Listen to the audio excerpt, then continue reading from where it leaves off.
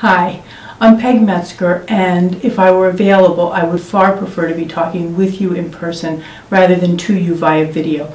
But I am very happy to be able to be providing a patient perspective, and I really want to applaud all of your efforts developing the CARE program.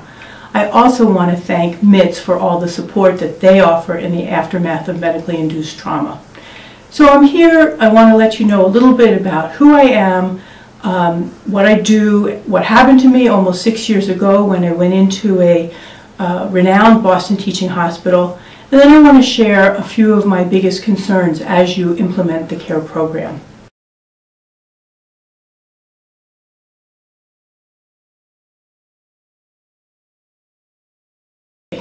I'm also a teacher and a lawyer, not a litigator, but a business and healthcare lawyer. At the time of the adverse event, I had spent over a decade at a large Boston law firm, and then over a decade as the general counsel at Tufts Health Plan. I was 54 years old. I was then the executive director of the Massachusetts Commission on End-of-Life Care. I was also working on the regulations implementing the Massachusetts healthcare reform legislation. I was busy. Two of my proudest accomplishments at Tufts Health Plan were creation of a legal department that was very good at listening and fixing problems, and also the development of a dispute resolution process that was very successful at eliminating virtually all litigation. There was plenty that I didn't know about healthcare, but I knew a whole lot more than the average patient who doesn't have clinical training. So, if nothing else, my experience is evidence that in medicine, bad things can happen to anyone, no matter how well you do your research, no matter how smart you think you are, no matter what or who you know. So what happened? Go with me if you would. It's May 30th, 2007, and I enter a renowned Boston teaching hospital, not one that's participating in your care effort. I'm scheduled for an outpatient ERCP. It's a procedure that I understand my physician performs regularly, routinely. So ERCP stands for endoscopic retrograde cholangiopancreatography. It requires insertion of an endoscope down the esophagus. It's being done to detect any narrowing or blockage of my bile duct. And I understand that I will be going home that afternoon.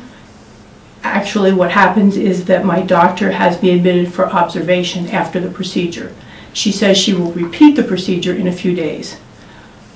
In fact, the medical record indicates that it was immediately clear that my small intestine had been perforated, but actually no one tells me or my husband.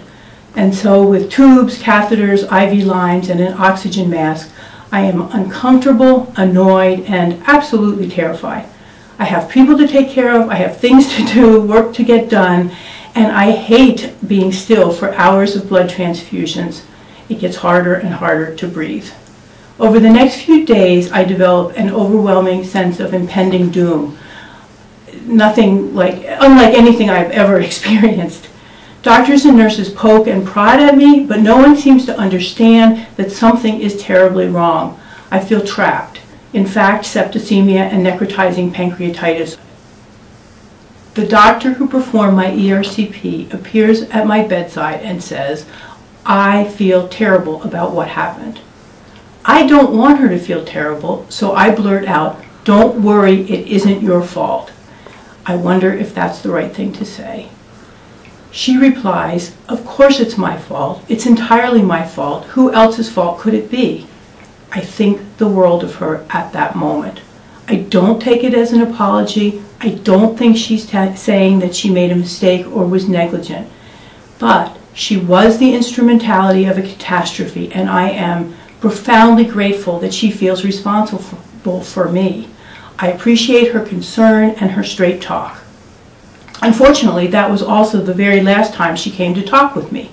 During all the rest of my long hospitalizations, she never called or stuck her head in the door to see how I was doing, and I was undone by her disappearance.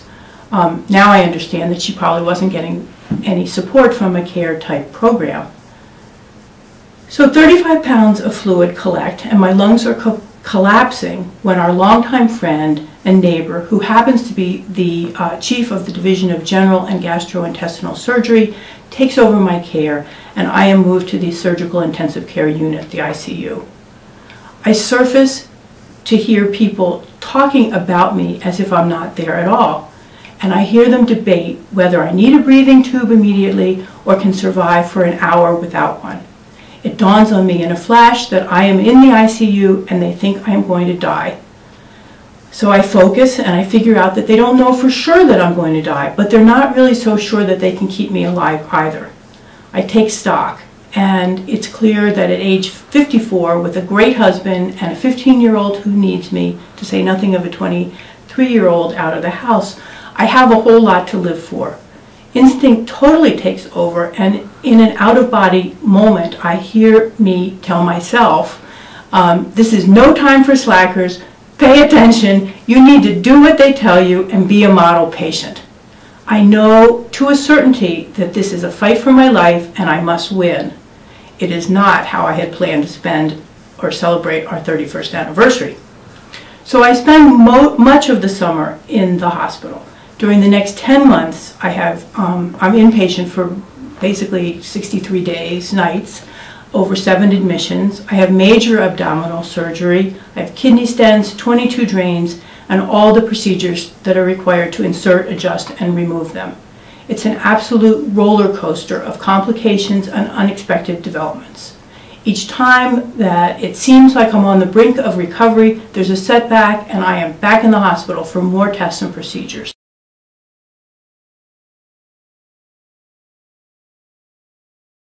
And enough CAT scans to fill 16 CDs. The pain is unrelenting, and I fear that I will die when they run out of possible antibiotics.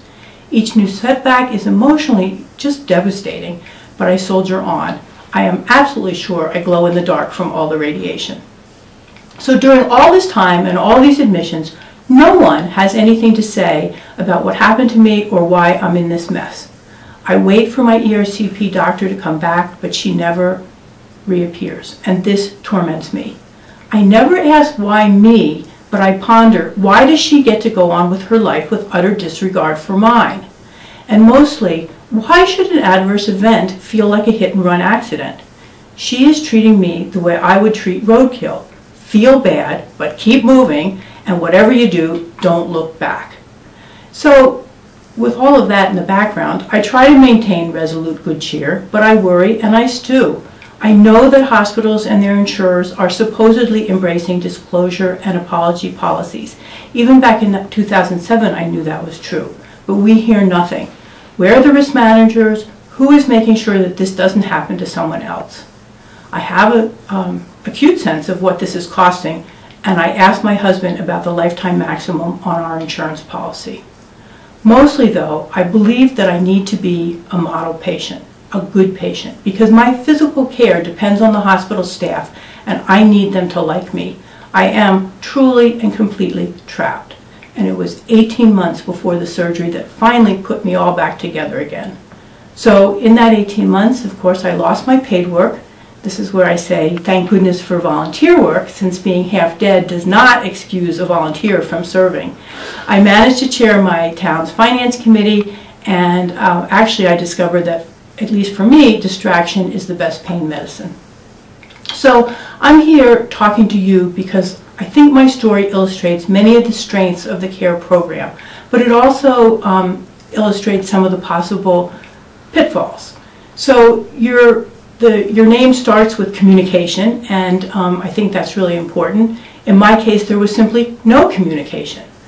Actually, I know all this because before my 18-month surgery, I actually went to back to the hospital to see the patient quality and safety folks. I wanted to talk to them. I actually wanted to be sure someone in that office knew that I was coming back and would keep an eye on me during the 18-month big surgery. I wanted to find out what had been done in response to my case, and frankly, I wanted to talk about appropriate remediation. At that point, I wasn't really even necessarily thinking money, but maybe a training program or an award funded through MITS. I had a whole lot of ideas. But that's when I learned that my case had actually never hit any quality or risk management screens. From the hospital perspective, nothing bad had happened. Nothing. There hadn't been a mortality morbidity conference or any investigation.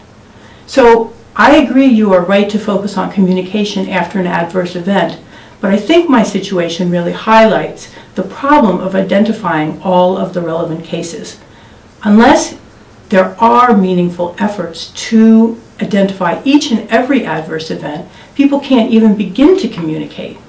So on that I would say, even known complications need to be reviewed. I think both because individual patients matter, but also because known complications can be reduced if they are reviewed for quality improvement potential. And you, better than I, know all about central line infections and other examples. So that's the communication piece. On the apology and resolution piece, I would just say that that's where the rubber meets the road. My ERCP doctor's disappearance and her seeming indifference to me added layers of torture. I kept wondering, did she know that I was still in the hospital? Did she care? Was she driven by fear and shame, or was there a cover-up? I had trouble believing that she was actually unscathed by the whole experience, but how would I know that? And I know that every story has at least two sides. I wanted to hear hers because how else was I going to ever make sense out of what had happened to me? So while originally I didn't think my ERCP doctor was apologizing when she came to see me before I was moved to the ICU, my understanding on that has actually evolved. And at this point, I do believe that she was trying to apologize, but again, without the benefit of any support or a care type program. But actions often speak louder than words, and her disappearance said far more to me than her words. Apology without action is not enough.